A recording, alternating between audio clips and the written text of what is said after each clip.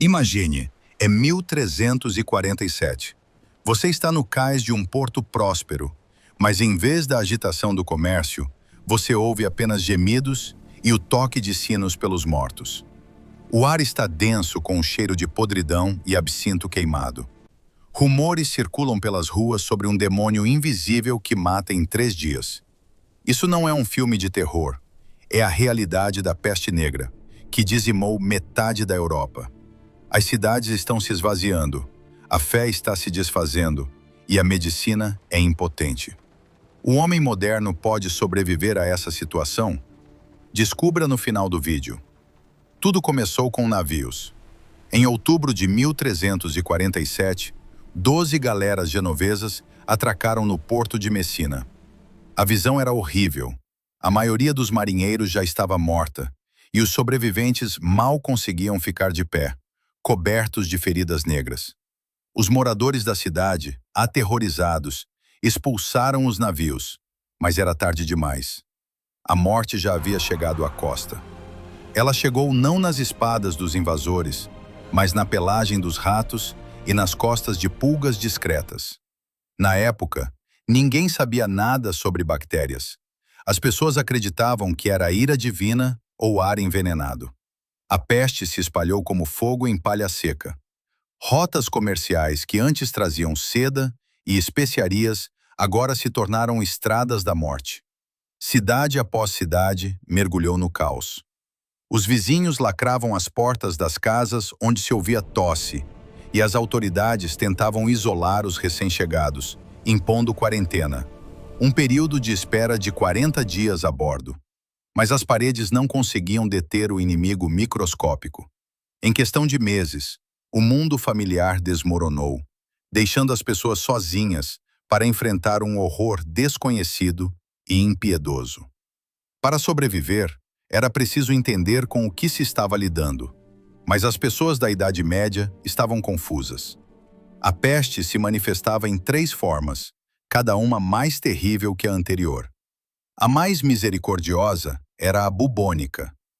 Os gânglios linfáticos do paciente inflamavam, transformando-se em enormes caroços dolorosos chamados bubões.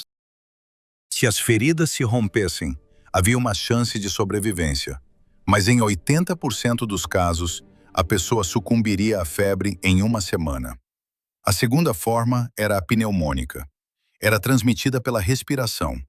A pessoa começava a tossir sangue e morria em 2 dias. A taxa de sobrevivência era praticamente zero. E, finalmente, a forma mais rara e de ação mais rápida era a peste septicêmica. A bactéria entrava diretamente na corrente sanguínea, deixando a pessoa negra diante de seus olhos, levando-a à morte em poucas horas. A pele ficava coberta de manchas escuras, o que deu à doença o nome de peste negra. As pessoas iam dormir saudáveis, e pela manhã, seus corpos eram levados embora. A morte estava por toda parte, nas igrejas, nos mercados, em seus próprios quartos. Ninguém entendia por que uma pessoa sobrevivia enquanto toda a sua família perecia em agonia. Quando o pânico tomou conta das cidades, os médicos da peste entraram em cena. Sua aparência ainda é considerada um símbolo de pesadelo. Uma longa capa de couro, luvas e um chapéu de abas largas. Mas o detalhe mais importante era a máscara com bico de pássaro.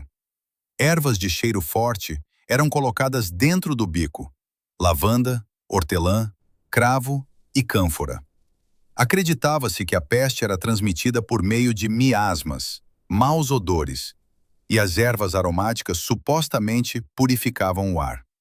Os olhos da máscara eram cobertos com lentes vermelhas para proteger o médico do olhar do paciente, que, segundo a crença, também poderia infectá-lo. Infelizmente, essas vestimentas eram de pouca ajuda. A pele era muito porosa e a higiene inexistente. Os médicos recorriam a métodos bárbaros. Aplicavam sapos secos nos bubões, perfuravam-nos com ferros em brasa ou aspergiam as feridas com excrementos humanos triturados. Isso apenas acelerava a morte. Os próprios médicos se tornavam vetores da doença, passando de uma pessoa moribunda para outra. Aqueles que deveriam salvar os doentes eram frequentemente as últimas pessoas que eles viam antes de morrer. Em um mundo onde a medicina era impotente, as pessoas se voltaram para a religião. A maioria acreditava que a peste era um castigo pelos pecados da humanidade. Movimentos de flagelantes, autoflageladores, começaram a se espalhar pela Europa. Milhares de pessoas caminhavam de cidade em cidade, cantando salmos e se autoflagelando publicamente com chicotes de couro com pontas de ferro. Eles acreditavam que, se punissem, Deus teria misericórdia e deteria a peste. Esse espetáculo era ao mesmo tempo fascinante e aterrorizante. Multidões se reuniam para testemunhar a penitência sangrenta, que se tornou o ambiente perfeito para novos surtos de infecção. Os flagelantes não apenas espalharam a doença, mas também semearam o caos social. Eles rejeitaram a autoridade da igreja estabelecida, alegando que somente seu sofrimento levava à salvação. Quando a epidemia continuou, a raiva do povo se voltou contra os outros. Começaram os pogroms em massa. Qualquer um que se destacasse era culpado. Leprosos, estrangeiros, mas na maioria das vezes, comunidades judaicas, que supostamente envenenavam os poços. O êxtase religioso transformou-se em um banho de sangue. A cidade medieval era o ambiente perfeito para a proliferação de bactérias. Ruas estreitas, mal dava para duas pessoas passarem, nunca viam a luz do sol. Valas corriam no meio das ruas, onde os moradores despejavam restos de comida e o conteúdo de seus penicos. O cheiro era insuportável. Nessas condições, os ratos se sentiam como reis. O rato preto, principal transmissor da peste, vivia em telhados de palha, em fardos de grãos e até mesmo nas camas dos moradores da cidade. As pessoas viviam em alojamentos apertados, muitas vezes várias famílias em um único cômodo, tornando a transmissão da forma pneumônica da peste instantânea. Não havia água encanada. A água era retirada de poços localizados perto dos cemitérios, que transbordavam.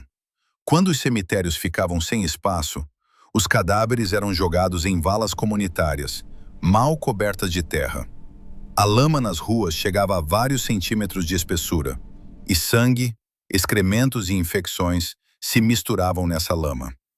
Para uma pessoa moderna, uma cidade assim pareceria o inferno, mas para um cidadão medieval, era uma casa comum que se tornou seu túmulo. A peste negra não apenas matou pessoas, ela destruiu os próprios alicerces da sociedade. Vilarejos inteiros foram dizimados, deixando a terra sem ninguém para cultivá-la.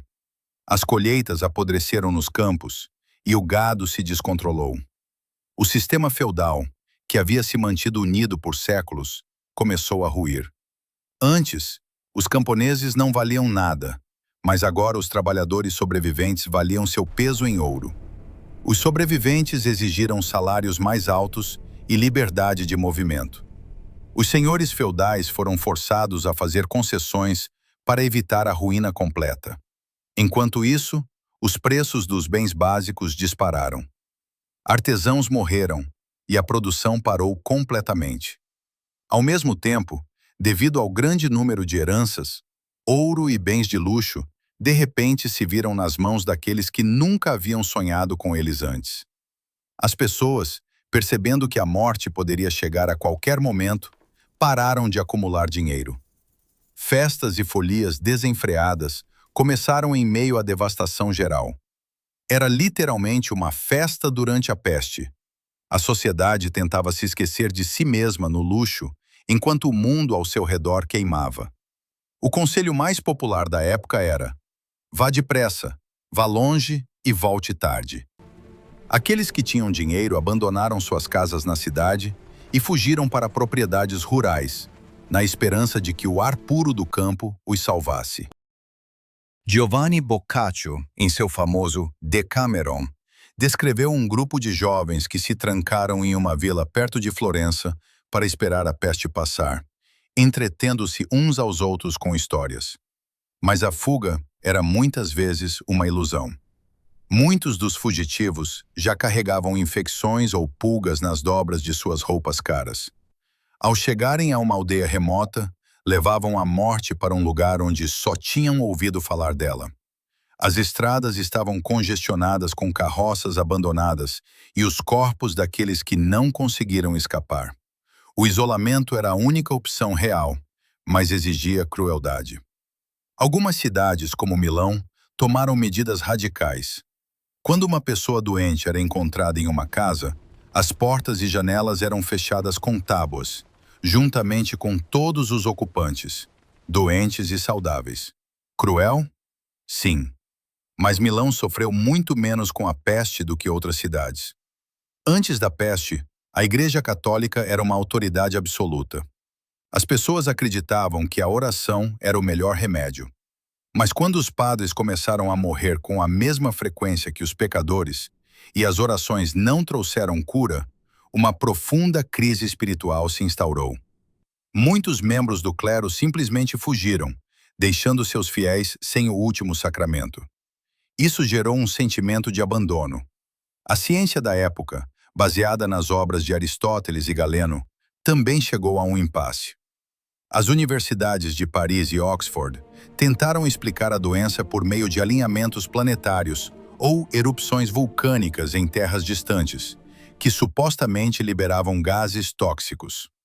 A incapacidade da elite intelectual de fornecer respostas levou as pessoas a buscarem a salvação no ocultismo, na magia e na alquimia. A fé em um mundo ordenado foi abalada.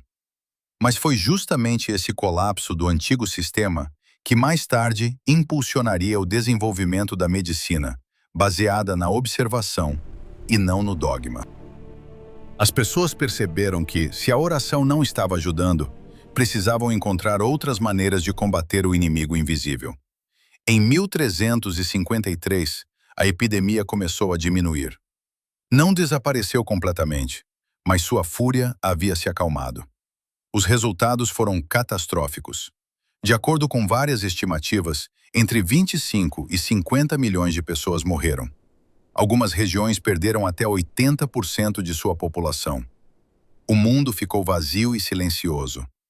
Mas por mais estranho que pareça, para os sobreviventes, chegou uma era de ouro.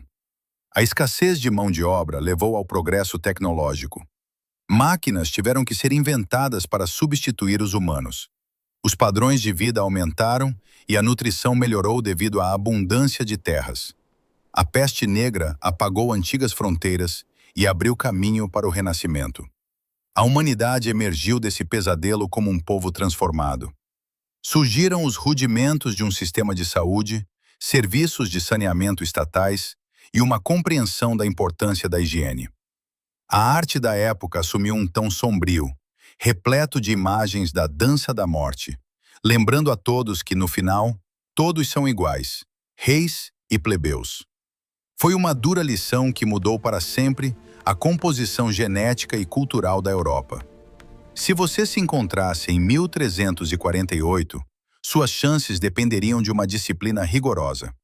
Primeiro, esqueça a medicina daquela época.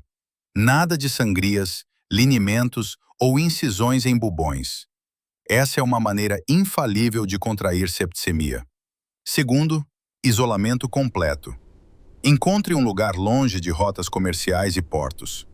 Tape as janelas, estoque comida e não deixe ninguém entrar. Terceiro, higiene. Embora as bactérias não fossem conhecidas naquela época, nós as conhecemos hoje. Queime suas roupas após qualquer contato com o mundo exterior. Trate tudo com vinagre ou álcool. Quarto, tema não apenas as pessoas, mas também os animais. Não toque em gatos e cachorros. Eles podem carregar pulgas infectadas em seus pelos. Cace ratos, mas faça-o com cuidado, queimando suas carcaças. Quinto, mantenha o fogo aceso. Pulgas não gostam de calor e fumaça. Inclua mais vitaminas em sua dieta, se conseguir encontrá-las. E mais importante, evite qualquer aglomeração, seja um culto religioso ou uma procissão de flagelantes. Seu principal objetivo é se tornar invisível para a sociedade até que a tempestade passe. Neste mundo, a solidão é a vida. Então, será que os humanos modernos poderiam ter sobrevivido à peste negra? A resposta é sim e não. Fisicamente, temos uma vantagem. Nosso conhecimento sobre bactérias e nossa compreensão de infecções nos teriam dado uma enorme vantagem. Uma simples desinfecção e o distanciamento social teriam salvado milhões de vidas. Mas, psicologicamente, somos muito mais frágeis. Estamos acostumados ao conforto, aos antibióticos e à assistência governamental. Num mundo onde a morte dolorosa espreita em cada esquina e a sociedade mergulhou no caos, os humanos modernos podem simplesmente enlouquecer de terror e impotência. Contudo, com o conhecimento deste vídeo, suas chances são certamente maiores do que as de qualquer cavaleiro medieval. Cuide-se, lave as mãos e lembre-se: a história tem uma maneira de se repetir.